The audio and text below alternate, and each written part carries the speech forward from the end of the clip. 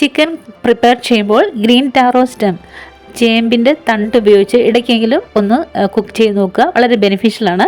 ഇത് eastern States ആയ മേഘാലയ, അതുപോലെ തന്നെ ബംഗ്ലാദേശ്, പിന്നെ Pakistani dish, north Indian dish, south east Asian countries, ഇവിടെയൊക്കെയും അവരുടെ ഡിഷിൻ്റെ ഒരു ഭാഗം തന്നെയാണ് ഗ്രീൻ ടാറോ സ്റ്റെം ചേർത്തുള്ള പല ക്യൂസിൻസും അവർ ചെയ്യാറുണ്ട്.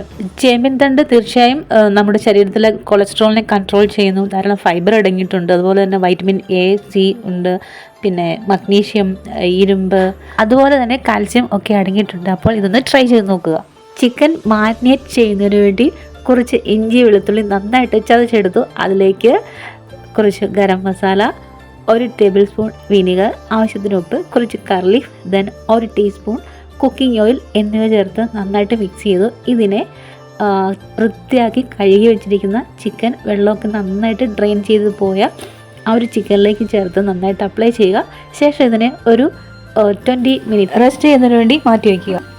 ശേഷം ആവശ്യത്തിന് സവാള എടുക്കുക. അതിലേക്ക് കുറച്ച് ഉപ്പ് ചേർത്ത് കുറച്ച് കുക്കിംഗ് ഓയിൽ കൂടി ആഡ് ചെയ്ത് ലൈറ്റ് ബ്രൗൺ ഷെയ്ഡ് ആവുന്നത് വരെ ഒന്ന് വഴറ്റിയെടുക്കുക. അതിലേക്ക് ഈ ചിക്കൻ പീസസ് ചേർത്ത് നന്നായിട്ട് മിക്സ് ചെയ്യുക. അതിനെ കുറച്ച് ഓയിൽ കൂടി ആഡ് ചെയ്തതിന് ശേഷം ഒന്ന് ഡ്രൈ ഫ്രൈ മോഡ് വരെ ഒന്ന് കുക്ക് ചെയ്യുക.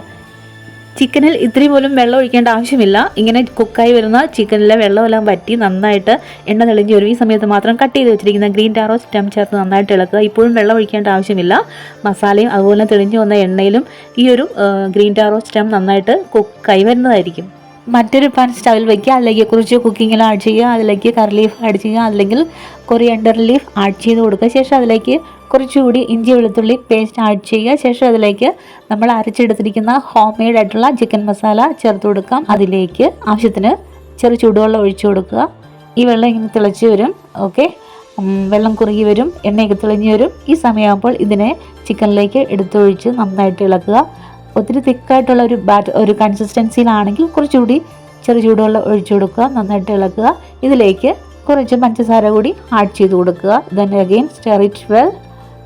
ഇനി വെള്ളമൊക്കെ ഒന്ന് വറ്റി എണ്ണയൊക്കെ തെളിഞ്ഞ് വരും. ആ സമയത്ത് സ്റ്റൗ ഓഫ് ചെയ്യാം.